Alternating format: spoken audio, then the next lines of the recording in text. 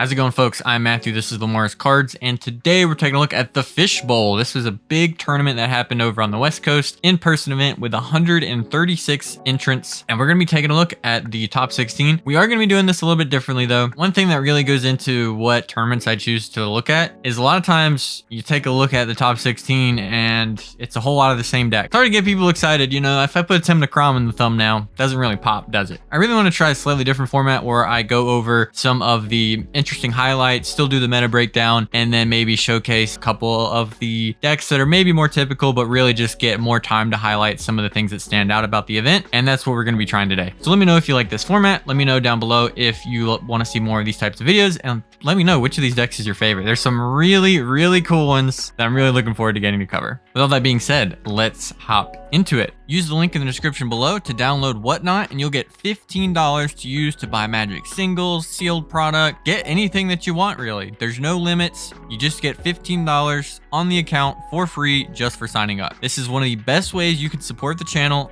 and again, it's just free stuff. Use the link in the description below. Give Whatnot a try. Welcome to TopDeck.gg, your community's home for everything competitive Magic has to offer. Whether you're hosting an event, playing for a huge prize, or trying to advertise your store to thousands of players, we've got you covered. Using intuitive pairing software, playing Magic is a breeze. All your players have to do is sign up online, then scan the QR code in store. Give your competitors the gift of perfect information as their bracket updates in real time. Then, when the match is decided, our self-reporting software saves you time and leaves paper match slips in the past. Leave the heavy lifting to us so your community can sit back, relax, and have a great day of playing Magic. First up, we're going to take a look at the meta breakdown. We already see a couple interesting things here. So notably, again, this event was over on the West Coast. I think this is in Southern California. It tends to be like more of a turbo meta, and we'll kind of see that. So this event, Tymna Kraum, most popular deck, not uncommon at all. 18 of them, 6 top 16, so 33% conversion rate. Had to be what we expect, maybe a little bit higher. Really interesting. We had 14 Kennons, almost as popular as T and K, but not the conversion rate at all. 1 out of 14, 7% conversion rate. And then you see Rogsai, 6. 3 of them made it to top 16. So then it splits up a bit more, kind of how we expect. So not a super high density of anything other than Kennen and Tymna Kraum. Sometimes we get events where like Sisay is super popular. It was still about as popular here as, you know, it's tied for third. But even looking here, we can see, you know, usually one of the weaknesses of Kennen is decks that get to go underneath it. When we get to look at some of these T and K decks, a lot of these are built a little bit faster than average. And then Rogsai showed up, did well here. So again, this is a pretty speed-focused tournament, it looks like, at least looking at the popular decks. So again, we're not going to dive super deep into every one of the decks. I might even just skim through a couple of them. We're going to look at least one of each of like kind of the major decks here and take a look at some things. I think especially there are some notable things about the Tymna Kraum builds that showed up here that a lot of them had similar ideas. But first, we're going to look up at Zane's Rogsai list, got 16th, not opting to, you know, some Rogsais have been testing like a single clone, not doing it here, going with kind of the staples. We've seen people talk about cutting Bergie, running Winter Orb. There's not really any of that here. We're on the Infernal Plunge. We've got both the Final Fortune effects, are back on the Grim Tutor, card that comes in and out, is on the Flail still, is on the Defense Grid, is on the Grinding Station. That's stayed in for most of the decks now. One of the main things that we're seeing is decks go to at like one of specifically the Undercity Sewers. Sometimes with Mount Doom, it looks like here Zane opted to run it instead of Mount Doom. Again, I've talked about that card. Hasn't really done a lot for me in Rogsai, but yeah, some people have had different experiences maybe. I like the swap. It's really nice if you don't need to use your mana to actually get something out of this. This is a deck that your top deck going from dead to literally anything can be massive. But for the most part, this is a kind of a standard Rogsai deck that we sort of expected. Now this is a cool deck. This is Jesse from Spite Plays, Tymna Jeska list. Chapel. I had Shiver on the channel at one point who covered sort of this archetype of the Chernobyl builds of Tymna Jeska. I didn't pick that name, leave me alone. Really, these are super adaptive decks. They're not actually very turbo, or they're not necessarily trying to be. They really have a lot of overlapping lines and the ability to pivot into a ton of different game plans. So some of the main things they do, they have a Goblin Engineer, Goblin Welder package using things. You even see with Oswald Fiddlebender, they have a really cool artifact utility package. So we'll go ahead and skip ahead to the artifacts because it's a really important part of this deck. Grinding Station, of course, win con in this deck. Defense Grid, amazing. Cloudstone Curio, you can win with Dockside, go infinite. infinitely cast Jeska, kill everybody, and then Bolus the Citadel. This is a deck that does Bolus the Citadel and Ad Nauseam, and the really brave ones will also do World Gorger Dragon. Some of them even still do like Villas. This version of the deck is opting not to do that. They're doing Abdel Adrian, like I talked about in my outdated cards. It's just way safer. If you're in these colors, I mean, it just makes way more sense to go for this over going for the way more all-in World Gorger thing. Really, the biggest benefit World Gorger has is being a bit faster because you don't need artifact mana. You just need a land to go infinite. New additions to the deck, we've got Delny, Voldaren Epicure, way to make blood tokens, way to get something in the yard so you can use it to discard your Abdel. You can also go infinite with this in Cloudstone if you don't have access to Jeska, like there's a Drannith Magistrate you can't get rid of. You can also do that with Orcish Bowmasters. Another thing these decks tend to run is Scheming Symmetry with Opposition Agent, just powerful. Also, if you just get a Scheming Symmetry, draw your card with Tymna and then win. You got Infernal Plunge, Rite of Flame, J-Will, maybe leaning a bit faster. Again, this is an event, like I said, that was very turbo, so opting in to do more of that thing could be worth it. And then a whole bunch of tutors. The one wheel, no misfortune. Instant, so we got the Entomb. Again, like I said, we can go infinite with Abdel Adrian. I guess I didn't explain in this video, but yeah, Abdel Adrian lets us get infinite mana, infinite dudes. We can get infinite ETBs. We can do a whole lot of infinite stuff with this, and then win with Jeska. Lightning Axe doesn't show up a lot in other decks, so a really important thing about what this card does is you get to discard as part of the cost of casting this spell. So if you have a Bolus of Citadel in your hand, you can, as an additional cost, cast Lightning Axe. No one can counter that from happening. It's just in the yard. Same thing with putting Abdel Adrian in the yard. That just happens. Tithe is a thing you pretty much only see in these decks. I tried it in TNK, it didn't work very well, but they take advantage of the fact that they are on 24 lands. Very low land count. Tithe is a pretty cool card. It lets you search for planes. If you have fewer lands than an opponent, then you can search for an additional planes. One, it lets you get lands, ensure you have your land drops,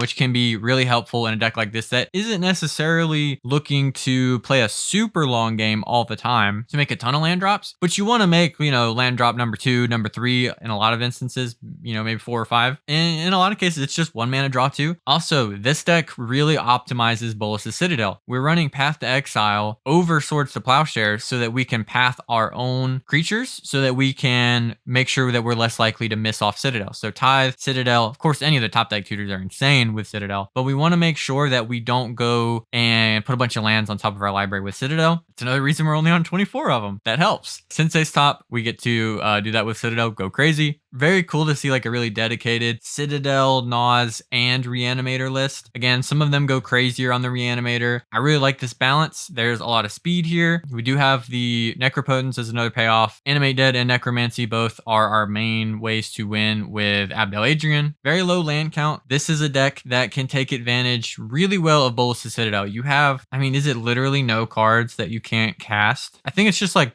Deflecting Swat, and if you have another spell you can cast, you can do that, because one of the weaknesses of Bolus's Citadel can be like if you're in whatever Roxai, for example. Roxai runs like 8 to 12 counter spells, something like that. This deck doesn't. If you have almost any of your instants on top, it's pretty much just like, worst thing you can have on there is Deflecting Swat, and that's pretty easy to still be able to cast. So if you can get through the lands, almost anything else from the top of your library, you're going to be able to cast. And again, we run very few lands, and we're using effects like Tithe to dig them out. Really cool deck. Wanted to highlight this one too because it's not one I get to showcase a lot. And this is just a really clean, strong build from a player who has been a really big fan of this archetype and has played it a lot to a lot of success. What we're going to do for the TNK decks, because there's a lot of them and it's going to eat up a lot of time if I go through all of them, is we're going to compare them to the list that I used for my TNK video I just recently did, which is Freedom Waffles TNK list. It's pretty close to the standard you see at a lot of events. I think this will help highlight some of the similarities and differences of what we saw here, where I think they slanted a little more turbo. This is the 13th place TNK. Calling the Weak came in, Necropotence came in, Interaction, Reanimate, whatever came out, and City of Traders came in. This was like a really common sort of set of swaps, really similar things. Necropotence was super popular here for TNK, Calling the Weak was popular, City of Traders was popular, and then Fire Covenant over Deluge came in a good bit.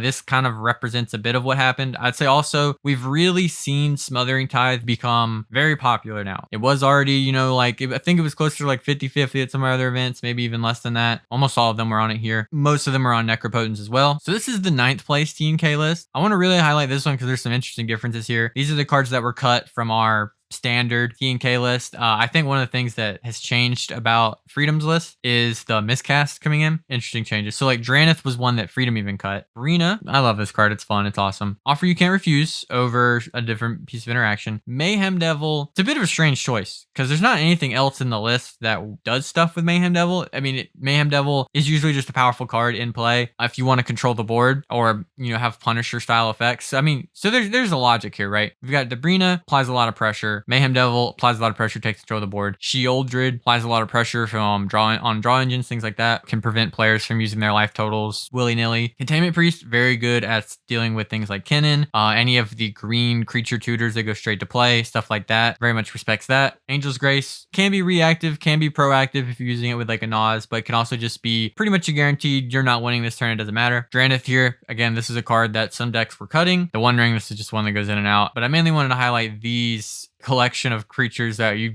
don't often see. Of course, I've talked about Brina, and I've seen it in a couple that I've covered of the T&K decks, but Mayhem Devil and Sheoldred, not super popular choices, but it did show up here in the top 16. And then, yeah, we have players like Ori, great player, tops a lot of events, kept on kind of the same creature package, is now on Coin the Week. I don't think that he was before, was on the Fire Covenant, and then has gone to, I think, Cut a Talisman, went up on City of Traders, again, leaning a little bit quicker, and then is now on the Necro, and the Smothering Tithe. And this event tried Trouble in Pairs, which is a really cool draw engine. Punishes people doing a lot of stuff. It's a Kraum. If they attack you with 2 or more, you get to draw. And then they draw too much, you get to draw. Can be a great card in longer games. These things are going to trigger. This card will trigger a lot of times. I'd be curious what his experience was with the card here. But yeah, trying to just shortcut this. But in general, Tymna Kraum decks at this event went a land lower, more likely on City of Traders. We're more likely on cards like Calling the Weak, Cabal Ritual, and Necropotence. And I think they pretty much all ran Smothering Tithe. We even saw one go with Displacer Kitten and Teferi as a combo line. Again, all these decks will be in the description. I don't want to go over every Tymna Kraum deck because you guys aren't here to look at 6 different Tymna Kraum decks. Come on now.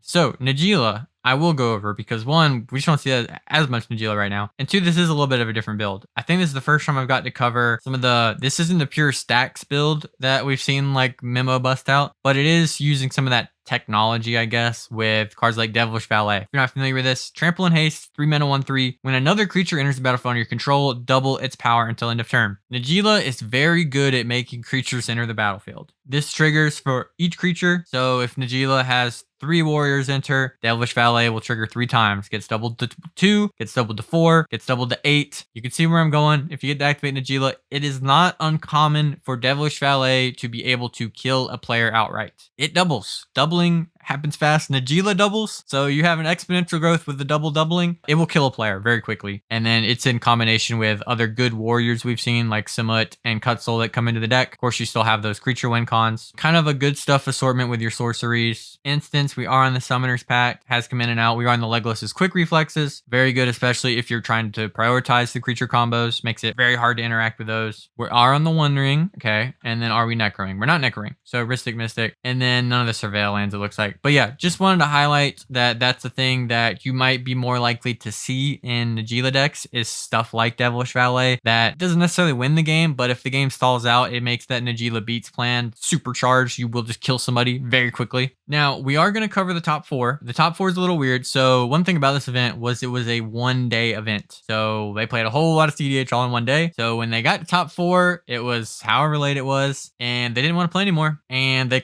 split it. We're going to go through the top 4 in the order that they got the points, but I will note that this top 4 game was not played out. Any one of these 4 players could have won, but we're going to go based on the standings that we have. So we have Matt Sperling, great Magic player. Might know him for his performance in other formats. He's gotten into cEDH in the past year or 2, something like that. Made content about it and talks about it a lot. Played Talion at this event. Had some really interesting card choices. I think he has a video and or an article about it that you could check out. So in the creatures, not doing the crazy clone shenanigans, making a million Talions draw 57,000 cards. Kind of stuff you would expect. Talions are way more likely to play Labman because 1, they don't get access to, like Underworld Breach or other win cons like that. And 2, it can really help shore up the kind of weakness or frailty that Talion can have to, oh, I'm going for my Thoracle win. Oh, you made me draw, which it's super easy to do. Oh, well, I lose. Sheoldred punishes draws. Good here. Talion already provides a lot of pressure on life totals. Sheoldred is just another way to do that, as well as making, something like a wheel between it and Bowmasters a potential win condition as well after you pressure life totals. spells. Subtlety, again, I've talked about this. If you're in a low color deck, in blue, this is a really powerful card. It can be a really strong answer to things that people feel like they have covered because it's hard to interact with the subtlety. If they go for Thoracle Consult, whatever, Dockside, blah, blah, blah, and they think, you know, oh, I've got Flusterstorm, Fierce Guardianship, Mental Misstep in my hand. None of those things hit subtlety. It's like Mindbreak Trap and Force of Will that stop that. Deflecting Swat can, you know, the creature or planeswalker on the stack to make that work. So that's a little bit trickier, but pitch spells, you know, they're way better the more cards you draw. Talion draws a lot of cards. You want to take advantage of that. Running just the Windfall, no Twister. Talion doesn't use its graveyard as much as other decks do, but Time Twister means that cards like Mnemonic Betrayal are kind of dead. Is Windfall better than Twister for this kind of deck? I guess Matt Sperling thinks so, or he doesn't own a Twister and didn't bring proxies. I didn't check, but either one seems fine to me. Seems serviceable. You're also going to get, if you have a lot of cards in your hand, you're going to get a lot off of a Windfall. If, you know, you slam like a defense grid before that. Massacre and Yahini's Expertise. So Yahini's Expertise, all creatures get -3/-3 until end of turn. You can cast a spell that costs 3 or less from your hand without paying its mana cost. This is a wipe that does not hit Talion. It really doesn't hit Kraum either, but anyways. And then you get an extra thing. So you can play Yahini's Expertise and then put out a Labman, Bowmaster, Dolthy. Sometimes a Damnation that is one-sided that also gets you free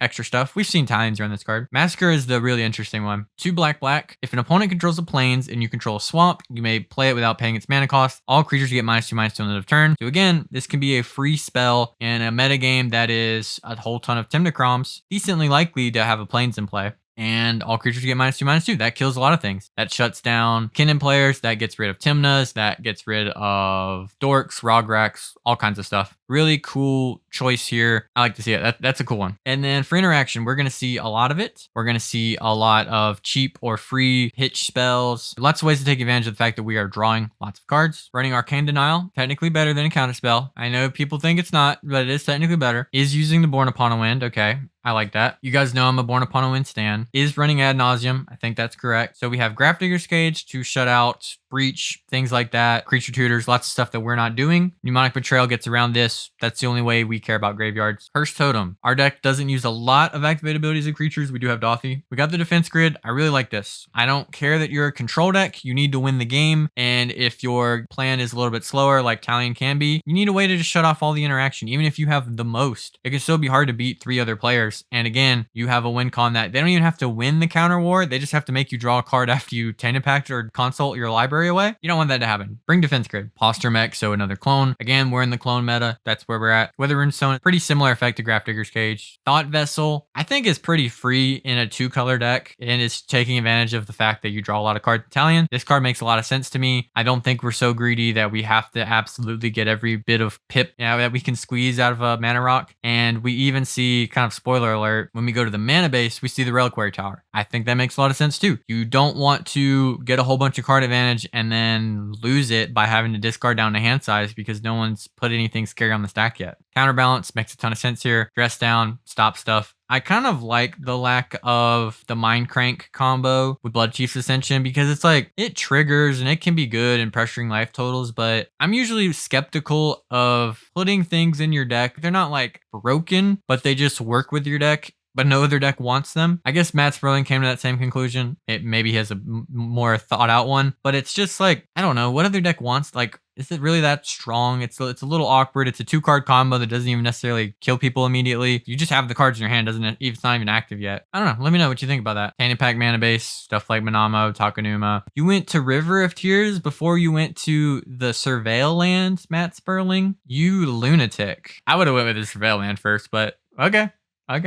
Third place, the Wizards of Waverly Place. Everything's not what it seems. We've got Inalla. I'm going to read their little description here because they say, this is how Inalla is meant to be played. Best 3-drop tribal deck in the format. Inalla mid-range for the win. Let's see if there is like a more mid-rangey approach to this Inalla deck. It's known for a super turbo deck that can arguably be the fastest deck in the format. Cards that stand out. Aether Channeler, not too common. When it enters the battlefield, you can make a bird, bounce something, or you can draw a card. You get to double up with these for 1 mana with Inalla's Imminence ability. Eminence is broken. That's a powerful ability. Another thing it lets you do is you play the Aether Channeler, ETB, you get to make a copy, pay 1, blah, blah, blah, and then you can bounce the Aether Channeler back. So you get to really generate a lot of card advantage off of that. Dualcaster Mage, also a wizard, lets you kind of refire, do the thing, makes it harder to interact with this. I think this is a really smart adaptation because this is not a win con you see a lot of times in Grixis, but Grixis, Inalla specifically, makes this win con a lot better and safer and have way more flexibility. So I think it's actually really smart. Emery, this version's a little hard to read. Costs less for your artifacts. When it enters, you mill 4. You start artifact in graveyard, you can cast it. They use this to fill the yard, get to do breach stuff a little bit easier. You can double this up and it's basically like 2 mana, mill 8. You can get to the point where you're actually using Emery's ability, tapping it down and casting artifacts. So rebuying things like a Wishclaw Talisman or Defense Grid. This is a bit of tech that I think even the more turbo builds of the deck have done. Spellseeker, what the deck's most known for. I didn't realize Ruthless Technomancer was a wizard. That's stupid. That card is so busted. Yeah, Ruthless Technomancer can go infinite with Dockside. I'm guessing if you can go infinite with Dockside, that then you can make infinite. There's probably a way to make stupid infinite Technomancers with Inalla. So Inalla is well known for having very complex combo lines. There's a little training app thing that you can use that's like a flow chart of how to do the combos. I'm sure Technomancer opens up a lot of flexibility in doing that too, especially if you're doubling it and you have like, 2 Scholar of the Ages and then 2 Technomancers come in, they eat the Scholars, you make a whole bunch of treasures. But that thing doesn't have that much power, so I don't know. I don't know exactly how the Technomancer lines are going to work. I know it can go infinite with Dockside Extortionist. If you have a way to sacrifice the Dockside or just kill it or whatever. I didn't know this thing was a wizard. That's kind of crazy. Bloodline Necromancer, I've seen that one come in too. Reanimates a wizard. Scholar of the Ages lets you get 2 instant or sorceries back. It can be part of your Spellseeker lines. There's a whole lot of overlapping lines here. Again, like I said, Inalla is very known for its complex combo lines, and this deck is leaning more into flexible wizard things you can do at different mana values other than Spellseeker. So there's going to be access to way more different lines here that aren't going to be at least super apparent to me, but you can kind of see the overlapping synergies when you get to double up on something like a Technomancer or Scholar of the Ages or a Dualcaster Mage. Reanimate, Unearth, Finale of Promise. These are main parts of the main Spellseeker lines that are also, at least in the case of these 2 cards, just good. People just run Reanimate. Good card. Is on the 2 wheels and Deluge. Essence Flux is a cool one too. That lets us, it's basically like the white Cloud Shift. Lets you flicker a creature. Shallow Grave. Again, tons of different win lines. We are on Born Upon a Wind. We are on Nas. We are on the Days. So really just looking like very similar build to, at least in the like instance, to a lot of the fast Inalla decks, but is maybe mainly going for a bit more of a mid-range plan with its creature package and running more. I mean,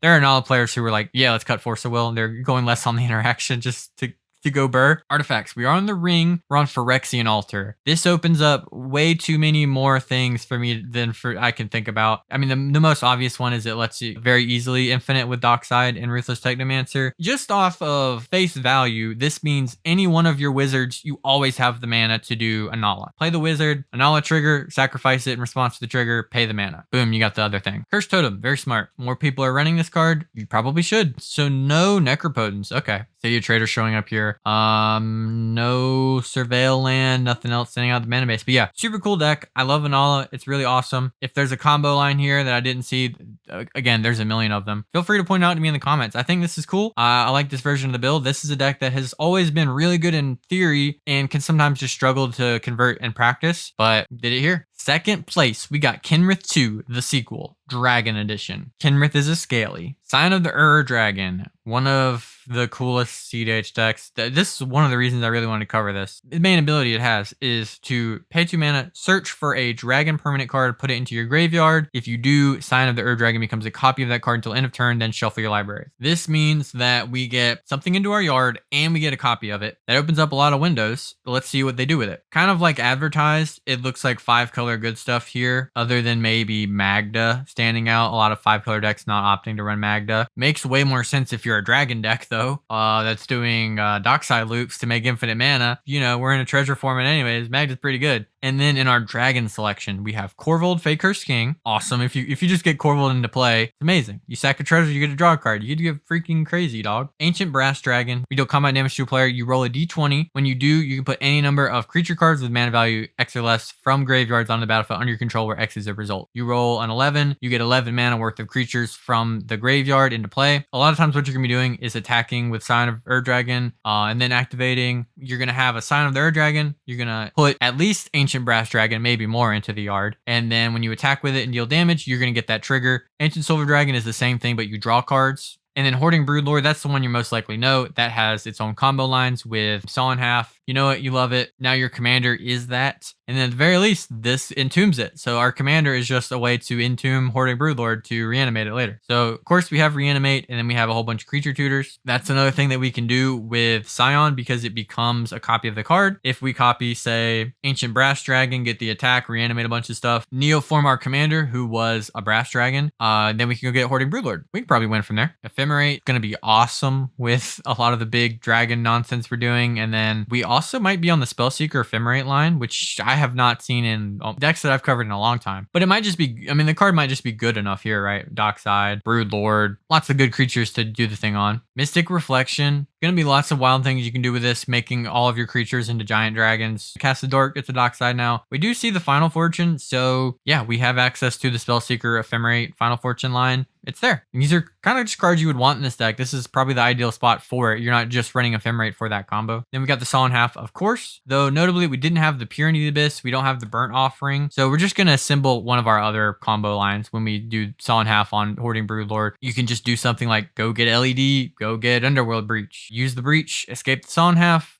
go get the other part of the combo, go get a silence, go get whatever. There's plenty of ways you can put together wins if you're doing double or triple, whatever, tutoring with your dragons. Animate Dead is another way to reanimate things. Is a 5-color good stuff deck that has access to very powerful synergistic things it can do. That's, you know, we see a decent bit of that in the format. It's really cool to see like a dragon deck just go off and do the thing though. Super awesome. And then the winner of our event, another TNK. This one, again, creature package, basically standard issue at this point. Notably, I'm pretty sure this was the player who won the Ambassador Liquidus event that I did. So that's a really cool crossover. Is on the Imp Seal, is on Wheel and Windfall. No reanimate. Interaction. Why is it sorted this way? I hate it. Forces, Offer, Chained, is on Dark Writ. No Culling the Weak here. Is on Snapback. Is also on the Ring.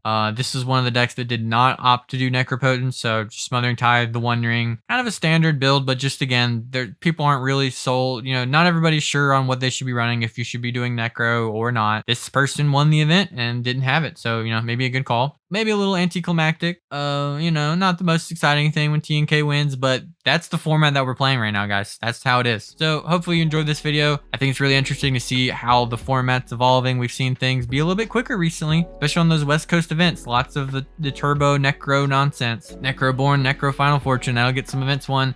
There were like 3 rock sides in this top 16. Hopefully I gave you a good idea of the event and got to showcase some of the exciting stuff. If you don't like this kind of format, just let me know. If you want the full in-depth, whatever, go over all the list, I can do that. Just let me know. But with all that being said, thank you so much for watching. And as always, go play cEDH. Have a good one, everybody.